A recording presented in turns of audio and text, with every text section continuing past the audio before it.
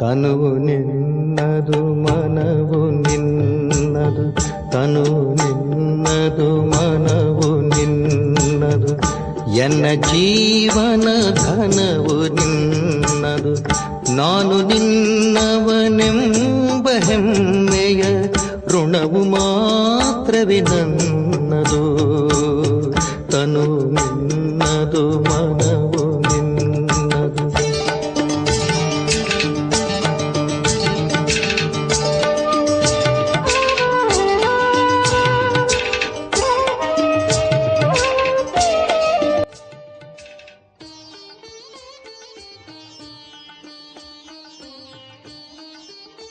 ಓಂ ಶಾಂತಿ. ಮುರಳಿಯ ದಿನಾಂಕ 11/4/2025. ಬಾಪ್ದಾದ ಮಧುಬನ. ಮಧುರ ಮಕ್ಕಳೇ, ಈಗ ಈ ನಾಟಕವು ಮುಕ್ತಾಯವಾಗುತ್ತದೆ. ನೀವು ಹಿಂತಿರುಗಿ ಮನೆಗೆ ಹೋಗಬೇಕಾಗಿದೆ. ಆದ್ದರಿಂದ ಈ ಹಳೆಯ ಪ್ರಪಂಚದೊಂದಿಗಿನ ಮಮತ್ವವನ್ನು ತೆಗೆಯಿರಿ.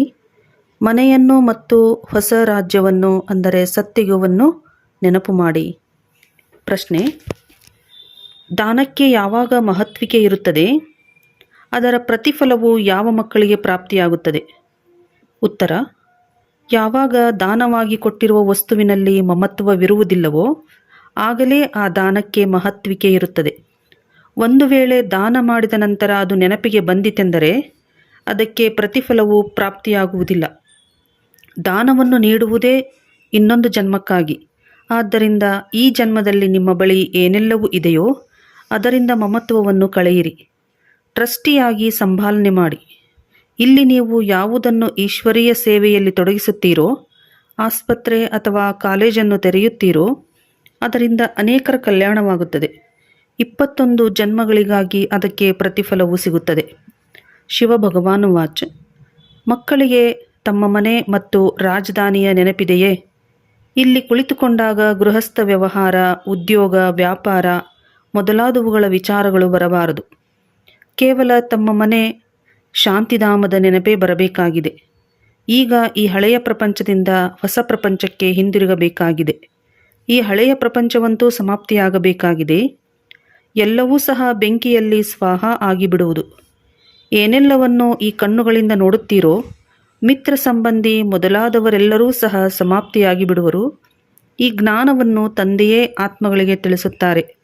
ಮಕ್ಕಳೇ, ಈಗ ಹಿಂದಿರುಗಿ ಮನೆಗೆ ಹೋಗಬೇಕಾಗಿದೆ. ಈಗ ನಾಟಕವು ಮುಕ್ತಾಯವಾಗುತ್ತದೆ. ಇದು 5000 ವರ್ಷಗಳ ಚಕ್ರವಾಗಿದೆ. ಪ್ರಪಂಚವಂತೂ ಇರುತ್ತದೆ, ಆದರೆ ಇದು ಒಂದು ಸುತ್ತುವುದರಲ್ಲಿ 5000 ವರ್ಷಗಳು ಹಿಡಿಸುತ್ತದೆ. ಯಾರೆಲ್ಲ ಆತ್ಮಗಳಿದ್ದಾರೆಯೋ ಎಲ್ಲರೂ ಈಗ ಹಿಂತಿರುಗಿ ಮನೆಗೆ ಹೋಗುವರು. ಈ ಹಳೆಯ ಪ್ರಪಂಚವೇ ಸಮಾಪ್ತಿಯಾಗುವುದು. ತಂದೆಯು ಪ್ರತಿಯೊಂದು ಮಾತನ್ನು ಬಹಳ ಚೆನ್ನಾಗಿ ತಿಳಿಸುತ್ತಾರೆ. ಕೆಲವರು ಜಿಪುಣರಾಗಿರುತ್ತಾರೆಂದರೆ ಅವರು ತಮ್ಮ ಆಸ್ತಿಯನ್ನು ಕಳೆದುಕೊಳ್ಳುತ್ತಾರೆ.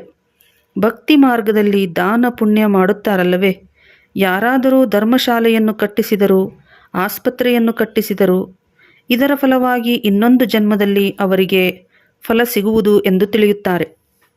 ಯಾವುದೇ ಆಸೆಯಿಲ್ಲದೆ ಅನಾಸಕ್ತಿಯಿಂದ ಯಾರೂ ಸೇವೆ ಅಥವಾ ದಾನ ಮಾಡುವುದಿಲ್ಲ. ನಾವು ಫಲಾಪೇಕ್ಷೆಯನ್ನಿಟ್ಟುಕೊಳ್ಳುವುದಿಲ್ಲವೆಂದು ಕೆಲವರು ಹೇಳುತ್ತಾರೆ.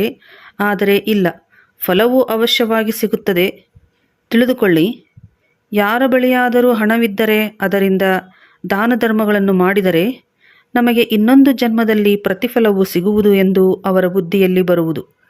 ಒಂದು ವೇಳೆ ಅದರಲ್ಲಿ ಮಮತ್ವವು ಇದ್ದು ಇದು ನನ್ನ ವಸ್ತುವಾಗಿದೆ ಎಂದು ತಿಳಿದರೆ ಪ್ರತಿಫಲವು ಅಲ್ಲಿ ಸಿಗುವುದಿಲ್ಲ. ದಾನವು ಇನ್ನೊಂದು ಜನ್ಮಕ್ಕಾಗಿಯೇ ಮಾಡಲಾಗುತ್ತದೆ. ಯಾವಾಗ ಇನ್ನೊಂದು ಜನ್ಮದಲ್ಲಿ ಸಿಗುತ್ತದೆ ಎಂದ ಮೇಲೆ ಮತ್ತೆ ಈ ಜನ್ಮದಲ್ಲಿ ಮಮತ್ವವನ್ನೇಕೆ ಇಟ್ಟುಕೊಳ್ಳುವುದು? ಆದ್ದರಿಂದ ತಮ್ಮ ಮಮತ್ವವನ್ನು ಕಳೆಯಲೆಂದು ಟ್ರಸ್ಟಿ ಮಾಡಿಕೊಳ್ಳುತ್ತಾರೆ. ಯಾರಾದರೂ ಒಳ್ಳೆಯ ಶ್ರೀಮಂತರ ಮನೆಯಲ್ಲಿ ಜನ್ಮ ಪಡೆದರೆ ಅವರು ಒಳ್ಳೆಯ ಕರ್ಮ ಮಾಡಿದ್ದಾರೆ ಎಂದು ಹೇಳುತ್ತಾರೆ. ಕೆಲವರು ರಾಜ ರಾಣಿಯ ಬಳಿ ಜನ್ಮ ಪಡೆಯುತ್ತಾರೆ, ಏಕೆಂದರೆ ದಾನ ಪುಣ್ಯವನ್ನು ಮಾಡಿರುತ್ತಾರೆ. ಆದರೆ ಅದೆಲ್ಲವೂ ಅಲ್ಪಕಾಲದ ಒಂದು ಜನ್ಮದ ಮಾತಾಗಿದೆ. ಈಗಂತೂ ನೀವು ಈ ವಿದ್ಯೆಯನ್ನು ಓದುತ್ತೀರಿ. ಈ ವಿದ್ಯೆಯಿಂದ ನಾವು ದೇವತೆಗಳಾಗಬೇಕೆಂಬುದು ನಿಮಗೆ ತಿಳಿದಿದೆ. ಅಂದ ಮೇಲೆ ದೈವಿ ಗುಣಗಳನ್ನು ಧಾರಣೆ ಮಾಡಬೇಕಾಗಿದೆ. ಇಲ್ಲಿ ಯಾವ ದಾನ ಮಾಡುತ್ತೀರೋ ಅದರಿಂದ ಈ ಆತ್ಮಿಕ ವಿಶ್ವವಿದ್ಯಾಲಯ, ಆಸ್ಪತ್ರೆಗಳನ್ನು ತೆರೆಯುತ್ತೇವೆ. ದಾನ ಮಾಡುತ್ತೀರೆಂದರೆ ಮತ್ತೆ ಅದರಿಂದ ಮಮತ್ವವನ್ನು ಕಳೆಯಬೇಕು. ಏಕೆಂದರೆ ನಿಮಗೆ ಗೊತ್ತಿದೆ, ನಾವು ಭವಿಷ್ಯದ 21 ಜನ್ಮಗಳಿಗಾಗಿ ಶಿವತಂದೆಯಿಂದ ಫಲವನ್ನು ಪಡೆಯುತ್ತೇವೆ. ತಂದೆಯು ಮನೆ ಮೊದಲಾದವನ್ನು ಕಟ್ಟಿಸುತ್ತಾರೆ. ಇವಂತೂ ತಾತ್ಕಾಲಿಕ. ಇವಿಲ್ಲದಿದ್ದರೆ ಇನ್ನಷ್ಟೊಂದು ಮಂದಿ ಮಕ್ಕಳು ಎಲ್ಲಿರುತ್ತಾರೆ? ಇಷ್ಟೊಂದು ಮಕ್ಕಳಿಗೆ ಇರಲು ಮನೆ ಬೇಕಲ್ಲವೇ? ಎಲ್ಲವನ್ನೂ ಶಿವತಂದೆಗೆ ನೀಡುತ್ತಾರೆ, ಏಕೆಂದರೆ ಅವರೇ ಮಾಲೀಕನಾಗಿದ್ದಾರೆ. ಅವರು ಈ ಬ್ರಹ್ಮರವರ ಮೂಲಕ ಕಾರ್ಯವನ್ನು ಮಾಡಿಸುತ್ತಾರೆ. ಶಿವತಂದೆಯಂತೂ ರಾಜ್ಯ ಮಾಡುವುದಿಲ್ಲ. ತಾವು ಸ್ವಯಂ ದಾತ ಆಗಿದ್ದಾರೆ. ಅವರಿಗೆ ಯಾವುದರಲ್ಲಿ ಮಮತ್ವವಿರುತ್ತದೆ? ಈಗ ಶಿವತಂದೆಯು ಶ್ರೀಮತವನ್ನು ಕೊಡುತ್ತಾರೆ. ಮಕ್ಕಳೇ, ಮೃತ್ಯುವು ಸಮ್ಮುಖದಲ್ಲೇ ಇದೆ. ಈಗ ತಂದೆಯು ಬಂದಿದ್ದಾರೆ ಅಂದ ಮೇಲೆ ಈ ಹಳೆಯ ಪ್ರಪಂಚವೇ ಸಮಾಪ್ತಿಯಾಗಲಿದೆ. ಆದ್ದರಿಂದ ತಂದೆಯು ತಿಳಿಸುತ್ತಾರೆ, ನಾನು ಈ ಪತಿತ ಪ್ರಪಂಚವನ್ನು ಸಮಾಪ್ತಿ ಮಾಡುವುದಕ್ಕಾಗಿಯೇ ಬಂದಿದ್ದೇನೆ. ಈ ರುದ್ರಯಜ್ಞದಲ್ಲಿ ಇಡೀ ಪ್ರಪಂಚವೇ ಸ್ವಾಹ ಆಗಲಿದೆ. ಏನೆಲ್ಲವನ್ನೂ ತಮ್ಮ ಭವಿಷ್ಯಕ್ಕಾಗಿ ಮಾಡಿಕೊಳ್ಳುತ್ತೀರಿ, ಅದು ಹೊಸ ಪ್ರಪಂಚದಲ್ಲಿ ಸಿಗುವುದು ಇಲ್ಲವೆಂದರೆ ಇವೆಲ್ಲವೂ ಇಲ್ಲಿಯೇ ಸಮಾಪ್ತಿಯಾಗಿ ಬಿಡುವುದು. ಯಾರಾದರೊಬ್ಬರು ತಿಂದು ಬಿಡುವರು. ಯಾರು ಕೂಡಿಟ್ಟಿರುತ್ತಾರೋ ಅದನ್ನು ಇನ್ನೊಬ್ಬರು ತಿನ್ನಬಹುದು ಅಥವಾ ಮಣ್ಣು ಪಾಲಾಗಬಹುದು. ಇತ್ತೀಚೆಗೆ ಮನುಷ್ಯರು ಸಾಲವಾಗಿಯೂ ಕೊಡುತ್ತಾರೆ. ವಿನಾಶವಾದರೆ ಎಲ್ಲವೂ ಸಮಾಪ್ತಿಯಾಗಿ ಬಿಡುತ್ತದೆ. ಯಾರು ಯಾರಿಗೂ ಏನನ್ನೂ ಕೊಡುವುದಿಲ್ಲ. ಎಲ್ಲವೂ ಉಳಿದು ಬಿಡುತ್ತದೆ. ಇದು ಚೆನ್ನಾಗಿರುತ್ತದೆ. ನಾಳೆ ದಿವಾಳಿಯಾಗಿ ಬಿಡುತ್ತಾರೆ. ಯಾರಿಗೂ ಹಣವೇನೂ ಸಿಗುವುದಿಲ್ಲ. ತಿಳಿದುಕೊಳ್ಳಿ, ಯಾರಿಗಾದರೂ ಹಣವನ್ನು ಕೊಟ್ಟು ಅವರು ಶರೀರವನ್ನು ಬಿಟ್ಟರೆ ಮತ್ತೆ ಯಾರು ಅವರಿಗೆ ಹಣವನ್ನು ಹಿಂತಿರುಗಿಸುತ್ತಾರೆ? ಆದ್ದರಿಂದ ಈಗ ಏನು ಮಾಡಬೇಕು? ಭಾರತದ 21 ಜನ್ಮಗಳ ಕಲ್ಯಾಣಕ್ಕಾಗಿ ಮತ್ತು ತಮ್ಮ 21 ಜನ್ಮಗಳ ಕಲ್ಯಾಣಕ್ಕಾಗಿ ತಮ್ಮದೆಲ್ಲವನ್ನು ಸಫಲ ಮಾಡಿಕೊಳ್ಳಬೇಕು.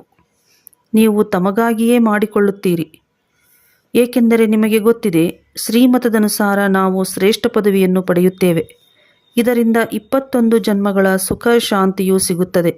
ಅಂದಾಗ ಇದಕ್ಕೆ ಅವಿನಾಶಿ ತಂದೆಯ ಆತ್ಮಿಕ ಆಸ್ಪತ್ರೆ ಮತ್ತು ವಿಶ್ವವಿದ್ಯಾಲಯವೆಂದು ಹೇಳಲಾಗುತ್ತದೆ. ಇದರಿಂದ ಆರೋಗ್ಯ, ಐಶ್ವರ್ಯ, ಸಂತೋಷ ಎಲ್ಲವೂ ಸಿಗುತ್ತದೆ.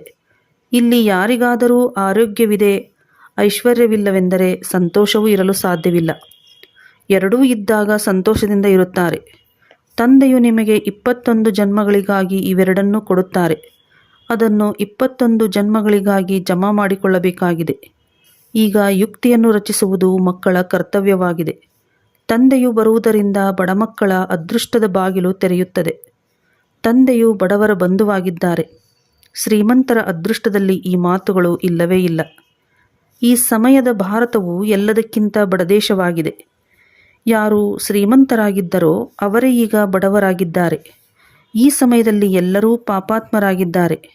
ಎಲ್ಲಿ ಪುಣ್ಯಾತ್ಮರಿರುವರೋ ಅಲ್ಲಿ ಒಬ್ಬರೂ ಪಾಪಾತ್ಮರು ಇರಲು ಸಾಧ್ಯವಿಲ್ಲ. ಅದು ಸತೋಪ್ರಧಾನ ಸತ್ಯಯುಗವಾಗಿದೆ. ಇದು ತಮೋಪ್ರಧಾನ ಕಲಿಯುಗವಾಗಿದೆ. ತಾವೀಗ ಸತೋಪ್ರಧಾನರಾಗುವ ಪುರುಷಾರ್ಥ ಮಾಡುತ್ತಿದ್ದೀರಿ. ತಂದೆಯೇ ನಿಮಗೆ ಸ್ಮೃತಿ ತರಿಸುತ್ತಾರೆ. ಆದ್ದರಿಂದ ನೀವು ತಿಳಿದುಕೊಳ್ಳುತ್ತೀರಿ, ಅವಶ್ಯವಾಗಿ ನಾವೇ ಸ್ವರ್ಗವಾಸಿಗಳಾಗುತ್ತೇವೆ. ಮತ್ತೆ ನಾವೇ 84 ಜನ್ಮಗಳನ್ನು ಪಡೆದುಕೊಂಡೆವು. ಆದರೆ 84 ಲಕ್ಷ ಯೋನಿಗಳೆಂದು ಹೇಳಿರುವುದು ಸುಳ್ಳಾಗಿದೆ. ಇಷ್ಟೊಂದು ಜನ್ಮಗಳವರೆಗೆ ಪ್ರಾಣಿಗಳ ಯೋನಿಯಲ್ಲಿರಲು ಸಾಧ್ಯವೇ? ಇದು ಅಂತಿಮದ ಮನುಷ್ಯನ ಪದವಿಯೇ? ಈಗ ಹಿಂತಿರುಗಿ ಹೋಗಬೇಕಾಗಿದೆಯೇ? ಈಗ ತಂದೆಯು ತಿಳಿಸುತ್ತಾರೆ, ಮೃತ್ಯುವು ಸಮ್ಮುಖದಲ್ಲಿ ನಿಂತಿದೆ. 40-50 ಸಾವಿರ ವರ್ಷಗಳಂತೂ ಇಲ್ಲ. ಮನುಷ್ಯರಂತೂ ಸಂಪೂರ್ಣ ಅಂಧಕಾರದಲ್ಲಿದ್ದಾರೆ. ಆದ್ದರಿಂದ ಕಲ್ಲು ಬುದ್ಧಿಯವರೆಂದು ಹೇಳಲಾಗುತ್ತದೆ. ನೀವೀಗ ಕಲ್ಲು ಬುದ್ಧಿಯವರಿಂದ ಪಾರಸ ಬುದ್ಧಿಯವರಾಗುತ್ತೀರಿ. ಈ ಮಾತುಗಳನ್ನು ಸನ್ಯಾಸಿ ಮೊದಲಾದವರು ತಿಳಿಸಲು ಸಾಧ್ಯವಿಲ್ಲ. ಈಗ ತಂದೆಯು ನಿಮಗೆ ಪುನಃ ಸ್ಮೃತಿ ತರಿಸುತ್ತಾರೆ. ಮಕ್ಕಳೇ, ಹಿಂತಿರುಗಿ ಮನೆಗೆ ಹೋಗಬೇಕಾಗಿದೆ. ಎಷ್ಟು ಸಾಧ್ಯವೋ ಅಷ್ಟು ತಮ್ಮ ಬ್ಯಾಗೇಜನ್ನು ವರ್ಗಾವಣೆ ಮಾಡಿ. ಬಾಬಾ, ಇದೆಲ್ಲವನ್ನೂ ತೆಗೆದುಕೊಳ್ಳಿ. ನಾವು ಸತ್ಯುಗದಲ್ಲಿ 21 ಜನ್ಮಗಳಿಗಾಗಿ ಪಡೆದುಕೊಳ್ಳುತ್ತೇವೆ ಎಂದು ಮಕ್ಕಳು ಹೇಳುತ್ತಾರೆ. ಈ ಬ್ರಹ್ಮ ಬಾಬಾರವರು ಸಹ ದಾನ ಪುಣ್ಯಗಳನ್ನು ಮಾಡುತ್ತಿದ್ದರು. ಬಹಳ ಆಸಕ್ತಿ ಇತ್ತು. ವ್ಯಾಪಾರಿಗಳು ಸಹ ದಾನ ಧರ್ಮಗಳಿಗಾಗಿ ಹಣವನ್ನು ತೆಗೆಯುತ್ತಾರೆ. ಈ ಬ್ರಹ್ಮರವರು ಸಹ ವಂದಾಣೆಯನ್ನು ದಾನಕ್ಕಾಗಿ ತೆಗೆಯುತ್ತಿದ್ದರು. ಯಾರೇ ಬಾಗಿಲಿಗೆ ಬಂದರೂ ಖಾಲಿ ಕೈಯಲ್ಲಿ ಹೋಗಬಾರದು ಎಂದು. ಈಗ ಭಗವಂತನು ಸಮ್ಮುಖದಲ್ಲಿ ಬಂದಿದ್ದಾರೆ. ಇದು ಯಾರಿಗೂ ತಿಳಿದಿಲ್ಲ. ಮನುಷ್ಯರು ದಾನ ಪುಣ್ಯಗಳನ್ನು ಮಾಡುತ್ತಾ ಮಾಡುತ್ತಾ ಶರೀರ ಬಿಡುತ್ತಾರೆ. ಅಂದ ಮೇಲೆ ಮತ್ತೆಲ್ಲಿ ಸಿಗುವುದು? ಪವಿತ್ರರಾಗುವುದೇ ಇಲ್ಲ. ತಂದೆಯೊಂದಿಗೆ ಪ್ರೀತಿಯನ್ನಿಟ್ಟುಕೊಳ್ಳುವುದಿಲ್ಲ. ತಂದೆಯು ತಿಳಿಸಿದ್ದಾರೆ, ಯಾದವರು ಮತ್ತು ಕೌರವರದು ವಿನಾಶಕಾಲೇ ವಿಪರೀತ ಬುದ್ಧಿಯಾಗಿದೆ. ಪಾಂಡವರದು ವಿನಾಶಕಾಲದಲ್ಲಿ ಪ್ರೀತಿ ಬುದ್ಧಿಯಾಗಿದೆ. ಯುರೋಪಿಯನ್ನರು ಯಾದವರಾಗಿದ್ದಾರೆ. ಅಣ್ವಸ್ತ್ರಗಳನ್ನು ತಯಾರು ಮಾಡುತ್ತಿರುತ್ತಾರೆ. ಶಾಸ್ತ್ರಗಳಲ್ಲಿ ಏನೇನನ್ನೋ ಬರೆದು ಬಿಟ್ಟಿದ್ದಾರೆ. ಬಹಳಷ್ಟು ಶಾಸ್ತ್ರಗಳು ನಾಟಕದ ಅನುಸಾರ ರಚಿಸಲ್ಪಟ್ಟಿದೆ. ಇದರಲ್ಲಿ ಪ್ರೇರಣೆ ಮೊದಲಾದ ಮಾತಿಲ್ಲ. ಪ್ರೇರಣೆ ಎಂದರೆ ವಿಚಾರ. ಆದರೆ ಹೀಗೆ ಪ್ರೇರಣೆಯಿಂದ ತಂದೆಯು ಬೋಧಿಸುವುದಿಲ್ಲ. ತಂದೆಯು ತಿಳಿಸುತ್ತಾರೆ, ಇವರೂ ಸಹ ಒಬ್ಬ ವ್ಯಾಪಾರಿಯಾಗಿದ್ದರು, ಅಂದರೆ ಬ್ರಹ್ಮಬಾಬಾ. ಒಳ್ಳೆಯ ಕೀರ್ತಿ ಇತ್ತು. ಎಲ್ಲರೂ ಗೌರವ ಕೊಡುತ್ತಿದ್ದರು. ತಂದೆಯು ಪ್ರವೇಶ ಮಾಡಿದ ನಂತರ ಇವರಿಗೆ ನಿಂದಿಸುವುದನ್ನು ಆರಂಭಿಸಿಬಿಟ್ಟರು. ಶಿವತಂದೆಯನ್ನೇ ಅರಿತುಕೊಂಡಿಲ್ಲ ಮತ್ತು ಅವರಿಗೆ ನಿಂದನೆಯನ್ನು ಮಾಡಲು ಸಾಧ್ಯವಿಲ್ಲ. ಇವರೇ ನಿಂದನೆಯನ್ನು ಸಹಿಸುತ್ತಾರೆ. ನಾನು ಬೆಣ್ಣೆಯನ್ನು ತಿನ್ನಲಿಲ್ಲವೆಂದು ಕೃಷ್ಣನು ಹೇಳಿದನಲ್ಲವೇ, ಹಾಗೆಯೇ ಇವರೂ ಸಹ ಹೇಳುತ್ತಾರೆ, ಈ ಕೆಲಸವೆಲ್ಲವೂ ಶಿವತಂದೆಯದಾಗಿದೆ. ನಾನೇನೂ ಮಾಡುವುದಿಲ್ಲ. ಅವರೇ ಜಾದುಗಾರಾಗಿದ್ದಾರೆ, ನಾನಲ್ಲ. ಪಾಪ ಇವರಿಗೆ ನಿಂದನೆ ಮಾಡಿಬಿಡುತ್ತಾರೆ. ಇವರೇನೋ ಅಥವಾ ಬ್ರಹ್ಮಬಾಬಾ ಯಾರನ್ನಾದರೂ ಓಡಿಸಿಕೊಂಡು ಬಂದರೆ, ನೀವಿಲ್ಲಿ ಬನ್ನಿ ಎಂದು ಯಾರಿಗೂ ಹೇಳಲಿಲ್ಲ. ಎಲ್ಲರೂ ತಾವಾಗಿಯೇ ಓಡುತ್ತಾ ಬಂದರು. ಆದರೆ ಸುಮ್ಮನೆ ಇವರ ಮೇಲೆ ದೋಷವನ್ನು ಹಾಕಿದ್ದಾರೆ. ಎಷ್ಟೊಂದು ದೋಷವನ್ನು ಸಹಿಸಿದ್ದಾರೆ. ಶಾಸ್ತ್ರಗಳಲ್ಲಿ ಏನೇನೋ ಮಾತುಗಳನ್ನು ಬರೆದಿದ್ದಾರೆ. ಶಿವತಂದೆಯು ತಿಳಿಸುತ್ತಾರೆ, ಇದು ಕಲ್ಪದ ನಂತರವೂ ಸಹ ಆಗುತ್ತದೆ. ಇವೆಲ್ಲವೂ ಜ್ಞಾನದ ಮಾತುಗಳಾಗಿವೆ. ಇದನ್ನು ಯಾವುದೇ ಮನುಷ್ಯರು ಮಾಡಲು ಸಾಧ್ಯವಿಲ್ಲ. ಅದರಲ್ಲೂ ಬ್ರಿಟಿಷರ ರಾಜ್ಯದಲ್ಲಿ ಯಾರ ಬಳಿಯಾದರೂ ಇಷ್ಟೊಂದು ಕನ್ಯೆಯರು ಮಾತೆಯರು ಕುಳಿತುಕೊಂಡರೆ ಯಾರೇನು ಮಾಡಲು ಆಗಲಿಲ್ಲ. ಯಾವುದೇ ಮಿತ್ರ ಸಂಬಂಧಿಗಳು ಬರುತ್ತಿದ್ದರೆಂದರೆ ಒಮ್ಮೆಲೇ ಓಡಿಸಿಬಿಡುತ್ತಿದ್ದರು.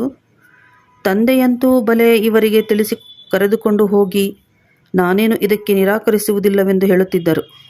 ಆದರೆ ಇಲ್ಲಿಗೆ ಬಂದವರನ್ನು ಹಿಂತಿರುಗಿ ಕರೆದುಕೊಂಡು ಹೋಗಲು ಯಾರಿಗೂ ಧೈರ್ಯವಿರುತ್ತಿರಲಿಲ್ಲ. ತಂದೆಯ ಶಕ್ತಿ ಇತ್ತಲ್ಲವೇ. ಇದು ಹೊಸದೇನಲ್ಲ. ಇದು ಕಲ್ಪದ ನಂತರವೂ ಆಗುವುದು. ನಿಂದನೆಯನ್ನು ಸಹ ಸಹನೆ ಮಾಡಬೇಕಾಗುವುದು. ದ್ರೌಪದಿಯ ಮಾತು ಇದೆ, ನೀವೆಲ್ಲರೂ ದ್ರೌಪದಿಯರು. ಅವರು ದುಶ್ಯಾಸನರಾಗಿದ್ದಾರೆ. ಕೇವಲ ಒಬ್ಬರ ಮಾತಲ್ಲ. ಶಾಸ್ತ್ರಗಳಲ್ಲಿ ಈ ಅಸತ್ಯ ಮಾತುಗಳನ್ನು ಯಾರು ಬರೆದರು?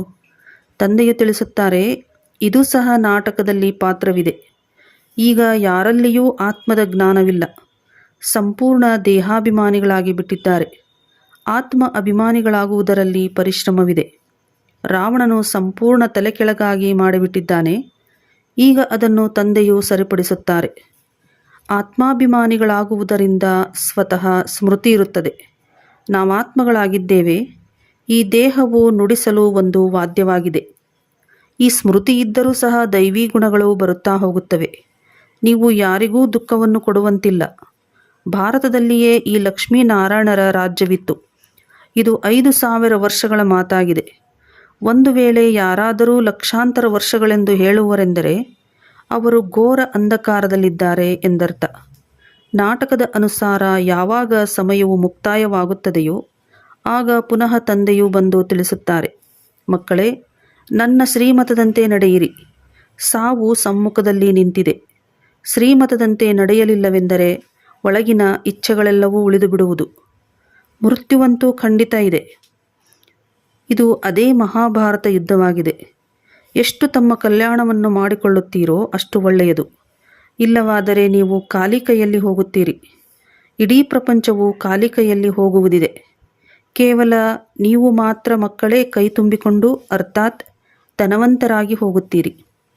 ಇದರಲ್ಲಿ ತಿಳಿದುಕೊಳ್ಳುವ ಬಹಳ ವಿಶಾಲ ಬುದ್ಧಿಯೂ ಬೇಕು. ಎಷ್ಟೊಂದು ಧರ್ಮಗಳ ಮನುಷ್ಯರಿದ್ದಾರೆ. ಪ್ರತಿಯೊಬ್ಬರದು ತಮ್ಮ ತಮ್ಮ ಪಾತ್ರವು ನಡೆಯುತ್ತದೆ. ಒಬ್ಬರ ಪಾತ್ರವು ಇನ್ನೊಬ್ಬರಿಗೆ ಹೋಲುವುದಿಲ್ಲ. ಎಲ್ಲರ ಮುಖಲಕ್ಷಣಗಳೂ ಬೇರೆ ಬೇರೆಯಾಗಿದೆ. ಇದೆಲ್ಲವೂ ನಾಟಕದಲ್ಲಿ ನಿಗದಿಯಾಗಿದೆ. ಆಶ್ಚರ್ಯಕರವಾದ ಮಾತುಗಳಲ್ಲವೇ? ತಮ್ಮನ್ನು ಆತ್ಮ ಎಂದು ತಿಳಿಯಿರಿ. ನಾವಾತ್ಮಗಳು 84 ಜನ್ಮಗಳ ಚಕ್ರವನ್ನು ಸುತ್ತುತ್ತೇವೆ. ನಾವಾತ್ಮಗಳು ಈ ನಾಟಕದಲ್ಲಿ ಪಾತ್ರಧಾರಿಗಳಾಗಿದ್ದೇವೆಂದು ಈಗ ತಂದೆಯು ತಿಳಿಸುತ್ತಾರೆ. ಈ ನಾಟಕದಿಂದ ನೀವು ಮುಕ್ತರಾಗಲು ಸಾಧ್ಯವಿಲ್ಲ. ಮೋಕ್ಷ ಪಡೆಯಲು ಸಾಧ್ಯವಿಲ್ಲ. ಮತ್ತೆ ಪ್ರಯತ್ನ ಪಡುವುದೂ ಸಹ ವ್ಯರ್ಥವಾಗಿದೆ. ಶಿವತಂದೆಯು ತಿಳಿಸುತ್ತಾರೆ, ನಾಟಕದಿಂದ ಯಾರಾದರೂ ಬಿಡುಗಡೆಯಾಗಿ ಬೇರೆಯವರು ಬಂದು ಸೇರ್ಪಡೆಯಾಗಲು ಸಾಧ್ಯವಿಲ್ಲ. ಇಷ್ಟೆಲ್ಲ ಜ್ಞಾನವು ಎಲ್ಲರ ಬುದ್ಧಿಯಲ್ಲಿರಲು ಸಾಧ್ಯವಿಲ್ಲ. ಇಡೀ ದಿನ ಹೀಗೆ ಜ್ಞಾನದ ಮನನ ಚಿಂತನೆ ಮಾಡಬೇಕಾಗಿದೆ. ಒಂದು ಗಳಿಗೆ, ಅರ್ಧ ಗಳಿಗೆ ಹೀಗೆ ನೆನಪು ಮಾಡುತ್ತಾ ಅದನ್ನು ಇನ್ನೂ ಹೆಚ್ಚಿಸಿಕೊಳ್ಳುತ್ತಾ ಹೋಗಿ. ಬಲೆ 8 ಗಂಟೆಗಳ ಸಮಯ ಸ್ಥೂಲ ಸೇವೆಯನ್ನು ಮಾಡಿ, ವಿಶ್ರಾಂತಿಯನ್ನೂ ಮಾಡಿ, ಆದರೆ ಈ ಆತ್ಮಿಕ ಸರ್ಕಾರದ ಸೇವೆಯಲ್ಲಿಯೂ ಸಮಯವನ್ನು ಕೊಡಿ. ನೀವು ತಮ್ಮದೇ ಸೇವೆ ಮಾಡಿಕೊಳ್ಳಿ. ಇದು ಮುಖ್ಯ ಮಾತಾಗಿದೆ. ನೆನಪಿನ ಯಾತ್ರೆಯಲ್ಲಿರಿ. ಬಾಕಿ ಜ್ಞಾನದಿಂದ ಶ್ರೇಷ್ಠ ಪದವಿಯನ್ನು ಪಡೆಯಬೇಕಾಗಿದೆ. ತಮ್ಮ ನೆನಪಿನ ಚಾರ್ಟನ್ನು ಇಟ್ಟುಕೊಳ್ಳಿ. ಜ್ಞಾನವು ಬಹಳ ಸಹಜವಾಗಿದೆ. ಹೇಗೆ ತಂದೆಯ ಬುದ್ಧಿಯಲ್ಲಿದೆ, ನಾನು ಮನುಷ್ಯ ಸೃಷ್ಟಿಯ ಬೀಜರೂಪನಾಗಿದ್ದೇನೆ, ಇದರ ಆದಿ ಮಧ್ಯ ಅಂತ್ಯವನ್ನು ಅರಿತುಕೊಂಡಿದ್ದೇನೆ ಎಂದು. ನಾವು ಸಹ ಶಿವತಂದೆಯ ಮಕ್ಕಳಾಗಿದ್ದೇವೆ. ಈ ಚಕ್ರವು ಹೇಗೆ ಸುತ್ತುತ್ತದೆ ಎಂಬುದನ್ನು ತಂದೆಯು ಮಕ್ಕಳಿಗೆ ತಿಳಿಸಿಕೊಟ್ಟಿದ್ದಾರೆ.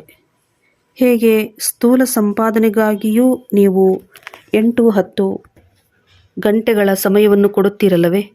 ಒಳ್ಳೆಯ ಗ್ರಾಹಕರು ಸಿಕ್ಕಿದ್ದರೆ ರಾತ್ರಿಯ ಸಮಯದಲ್ಲಿಯೂ ಸಹ ಆಕಳಿಕೆ ಬರುವುದಿಲ್ಲ. ಒಂದು ವೇಳೆ ಆಕಳಿಕೆ ಬಂದಿತೆಂದರೆ ಇವರು ಸುಸ್ತಾಗಿದ್ದಾರೆ ಎಂದು ತಿಳಿಯಲಾಗುತ್ತದೆ. ಬುದ್ಧಿಯು ಎಲ್ಲಿಯೋ ಅಲೆದಾಡುತ್ತಿರುತ್ತದೆ. ಸೇವಾ ಕೇಂದ್ರಗಳಲ್ಲಿಯೂ ಸಹ ಬಹಳ ಎಚ್ಚರಿಕೆಯಿಂದಿರಬೇಕಾಗುತ್ತದೆ. ಯಾವ ಮಕ್ಕಳು ಅನ್ಯರ ಚಿಂತನೆ ಮಾಡುವುದಿಲ್ಲವೋ, ತಮ್ಮ ವಿದ್ಯಾಭ್ಯಾಸದಲ್ಲಿಯೇ ಮಸ್ತರಾಗಿರುವರೋ ಅವರ ಉನ್ನತಿಯು ಸದಾ ಆಗುತ್ತಿರುವುದು. ಆದ್ದರಿಂದ ನೀವು ಅನ್ಯರ ಚಿಂತನೆ ಮಾಡಿ ತಮ್ಮ ಪದವಿಯನ್ನು ಭ್ರಷ್ಟ ಮಾಡಿಕೊಳ್ಳಬಾರದು. ಆದ್ದರಿಂದ ಕೆಟ್ಟದ್ದನ್ನು ಹೇಳಬೇಡಿ, ಕೆಟ್ಟದ್ದನ್ನು ಕೇಳಬೇಡಿ. ಯಾರಾದರೂ ಕೆಟ್ಟದಾಗಿ ಮಾತನಾಡುತ್ತಾರೆಂದರೆ ಒಂದು ಕಿವಿಯಿಂದ ಕೇಳಿ ಇನ್ನೊಂದರಿಂದ ಬಿಟ್ಟುಬಿಡಿ. ಸದಾ ತಮ್ಮನ್ನು ನೋಡಿಕೊಳ್ಳಿ, ಅನ್ಯರನ್ನಲ್ಲ. ತಮ್ಮ ವಿದ್ಯಾಭ್ಯಾಸವನ್ನು ಬಿಡಬಾರದು. ಅನೇಕರು ಹೀಗೆ ತಮ್ಮ ವಿದ್ಯಾಭ್ಯಾಸದೊಂದಿಗೆ ಮುನಿಸಿಕೊಳ್ಳುತ್ತಾರೆ. ಬರುವುದನ್ನೂ ಬಿಟ್ಟು ಬಿಡುತ್ತಾರೆ. ನಂತರ ಮತ್ತೆ ಬರುತ್ತಾರೆ. ಬರಲಿಲ್ಲವೆಂದರೆ ಅವರು ಹೋಗುವುದಾದರೂ ಎಲ್ಲಿಗೆ? ಶಾಲೆಯು ಇದೊಂದೇ ಆಗಿದೆ. ತಮ್ಮ ಕಾಲಿನ ಮೇಲೆ ತಾವು ಕೊಡಲಿಯನ್ನು ಹಾಕಿಕೊಳ್ಳಬಾರದು. ಆದ್ದರಿಂದ ನೀವು ತಮ್ಮ ವಿದ್ಯಾಭ್ಯಾಸದಲ್ಲಿ ಮಸ್ತರಾಗಿರಿ, ಬಹಳ ಖುಷಿಯಲ್ಲಿರಿ. ಸ್ವಯಂ ಭಗವಂತನೇ ಬೋಧಿಸುತ್ತಾರೆಂದರ ಮೇಲೆ ಇನ್ನೇನು ಬೇಕು? ಭಗವಂತನು ನಮ್ಮ ತಂದೆ, ಶಿಕ್ಷಕ, ಸದ್ಗುರುವಾಗಿದ್ದಾರೆ. ಅವರೊಂದಿಗೆ ಬುದ್ಧಿಯೋಗವನ್ನು ಜೋಡಿಸಬೇಕಾಗಿದೆ. ಅವರು ಇಡೀ ಪ್ರಪಂಚದ ನಂಬರ್ 1 ಪ್ರಿಯತಮ ಆಗಿದ್ದಾರೆ. ನಿಮ್ಮನ್ನು ನಂಬರ್ 1 ವಿಶ್ವದ ಮಾಲೀಕರನ್ನಾಗಿ ಮಾಡುತ್ತಾರೆ. ಶಿವತಂದೆಯು ತಿಳಿಸುತ್ತಾರೆ, ನೀವಾತ್ಮಗಳು ಬಹಳ ಪತಿತರಾಗಿದ್ದೀರಿ. ಹಾರಲು ಸಾಧ್ಯವಿಲ್ಲ, ಏಕೆಂದರೆ ಆತ್ಮದ ರೆಕ್ಕೆಗಳು ತುಂಡರಿಸಲ್ಪಟ್ಟಿದೆ. ರಾವಣನು ಎಲ್ಲ ಆತ್ಮಗಳ ರೆಕ್ಕೆಗಳನ್ನು ತುಂಡರಿಸಿಬಿಟ್ಟಿದ್ದಾನೆ. ನನ್ನ ವಿನಃ ಬೇರೆ ಯಾರೂ ನಿಮ್ಮನ್ನು ಪಾವನರನ್ನಾಗಿ ಮಾಡಲು ಸಾಧ್ಯವಿಲ್ಲ. ಎಲ್ಲ ಪಾತ್ರಧಾರಿಗಳು ಇಲ್ಲಿಯೇ ಇದ್ದಾರೆ. ವೃದ್ಧಿ ಹೊಂದುತ್ತಿರುತ್ತಾರೆ. ಯಾರೂ ಹಿಂತಿರುಗಿ ಹೋಗುವುದಿಲ್ಲ. ಒಳ್ಳೆಯದು. ಮಧುರಾತಿ ಮಧುರ ಅಗಲಿ ಹೋಗಿ ಮರಳಿ ಸಿಕ್ಕಿರುವ ಮಕ್ಕಳ ಪ್ರತಿ ಮಾತಾಪಿತಾ ಬಾಪ್ದಾದಾರವರ ನೆನಪು, ಪ್ರೀತಿ ಹಾಗೂ ಸುಪ್ರಭಾತ. ಆತ್ಮೀಯ ಮಕ್ಕಳಿಗೆ ಆತ್ಮೀಯ ತಂದೆಯ ನಮಸ್ತೆ. ಆತ್ಮೀಯ ಮಕ್ಕಳಿಂದ ಆತ್ಮೀಯ ತಂದೆಗೆ ನಮಸ್ತೆ, ನಮಸ್ತೆ, ನಮಸ್ತೆ. ಧಾರಣೆಗೆ ಮುಖ್ಯ ಸಾರ: ಸ್ವಯಂನ ಚಿಂತನೆ ಮತ್ತು ವಿದ್ಯಾಭ್ಯಾಸದಲ್ಲಿ ಮಸ್ತರಾಗಿರಬೇಕಾಗಿದೆ. ಅನ್ಯರನ್ನು ನೋಡಬಾರದು. ಒಂದು ವೇಳೆ ಯಾರಾದರೂ ಒಳ್ಳೆಯದಾಗಿ ಮಾತನಾಡಲಿಲ್ಲವೆಂದರೆ ಒಂದು ಕಿವಿಯಿಂದ ಕೇಳಿ ಇನ್ನೊಂದರಿಂದ ಬಿಟ್ಟು ಬಿಡಬೇಕಾಗಿದೆ. ಮುನಿಸಿಕೊಂಡು ವಿದ್ಯಾಭ್ಯಾಸವನ್ನು ಬಿಡಬಾರದು. ಜೀವಿಸಿದ್ದಂತೆಯೇ ಎಲ್ಲವನ್ನೂ ದಾನ ಮಾಡಿ ತಮ್ಮ ಮಮತ್ವವನ್ನು ಕಳೆಯಬೇಕಾಗಿದೆ. ತಂದೆಗೆ ಸಂಪೂರ್ಣ ಅರ್ಪಣೆ ಮಾಡಿ ಟ್ರಸ್ಟಿಯಾಗಿ ಹಗುರರಾಗಬೇಕಾಗಿದೆ. ಆತ್ಮ ಅಭಿಮಾನಿಯಾಗಿ ಸರ್ವ ದೈವಿ ಗುಣಗಳನ್ನು ಧಾರಣೆ ಮಾಡಬೇಕಾಗಿದೆ. ವರದಾನ: ಭಿನ್ನತೆಯನ್ನು ಅಳಿಸಿ ಏಕತೆಯನ್ನು ತರುವಂತಹ ಸತ್ಯ ಸೇವಾಧಾರಿ ಆಗಿರಿ. ಬ್ರಾಹ್ಮಣ ಪರಿವಾರದ ವಿಶೇಷತೆಯಾಗಿದೆ ಅನೇಕತೆಯಲ್ಲೂ ಏಕತೆಯಿಂದಿರುವುದು. ತಮ್ಮ ಏಕತೆಯ ಮೂಲಕವೇ ಇಡೀ ವಿಶ್ವದಲ್ಲಿ ಒಂದು ಧರ್ಮ, ಒಂದು ರಾಜ್ಯದ ಸ್ಥಾಪನೆಯಾಗುತ್ತದೆ. ಆದ್ದರಿಂದ ವಿಶೇಷ ಗಮನ ಕೊಟ್ಟು ಭಿನ್ನತೆಯನ್ನು ಅಳಿಸಿ ಮತ್ತು ಏಕತೆಯನ್ನು ತನ್ನಿ. ಆಗ ಹೇಳಲಾಗುತ್ತದೆ ಸತ್ಯ ಸೇವಾಧಾರಿ ಎಂದು. ಸೇವಾಧಾರಿ ಸ್ವಯಂ ಪ್ರತಿ ಅಲ್ಲ, ಆದರೆ ಸೇವಾಪ್ರತಿಯಾಗಿರುತ್ತಾರೆ. ಸ್ವಯಂನ ಎಲ್ಲವನ್ನೂ ಸೇವೆಯ ಪ್ರತಿ ಸ್ವಾಹ ಮಾಡುವಿರಿ. ಹೇಗೆ ಸಾಕಾರ ತಂದೆ ಸೇವೆಯಲ್ಲಿ ಮೂಳೆ ಮೂಳೆಯನ್ನೂ ಸಹ ಸ್ವಾಹ ಮಾಡಿದರು. ಅದೇ ರೀತಿ ತಮ್ಮ ಎಲ್ಲ ಕರ್ಮೇಂದ್ರಿಯದ ಮೂಲಕ ಸೇವೆಯಾಗುತ್ತಿರುತ್ತದೆ. ಸ್ಲೋಗನ್: ಪರಮಾತ್ಮನ ಪ್ರೀತಿಯಲ್ಲಿ ಮುಳುಗಿ ಹೋಗಿ ಆಗ ದುಃಖಗಳ ಪ್ರಪಂಚ ಮರೆತು ಹೋಗಿಬಿಡುತ್ತದೆ. ಅವ್ಯಕ್ತ ಸೂಚನೆ: ಕಂಬೈನ್ಡ್ ರೂಪದ ಸ್ಮೃತಿಯಿಂದ ಸದಾ ವಿಜಯಿಯಾಗಿರಿ. ಸದಾ ಸ್ಮೃತಿ ಇಟ್ಟುಕೊಳ್ಳಿ, ಕಂಬೈನ್ಡ್ ಆಗಿದ್ದೇವೆ ಮತ್ತು ಮುಂದೆಯೂ ಕಂಬೈನ್ಡ್ ಆಗಿರುತ್ತೇವೆ ಎಂದು. ಯಾರಲ್ಲೂ ಅನೇಕ ಬಾರಿಯ ಕಂಬೈನ್ಡ್ ಸ್ವರೂಪವನ್ನು ಬೇರ್ಪಡಿಸಲು ಸಾಧ್ಯವಿಲ್ಲ. ಒಳ್ಳೆಯದು. ಓಂ ಶಾಂತಿ.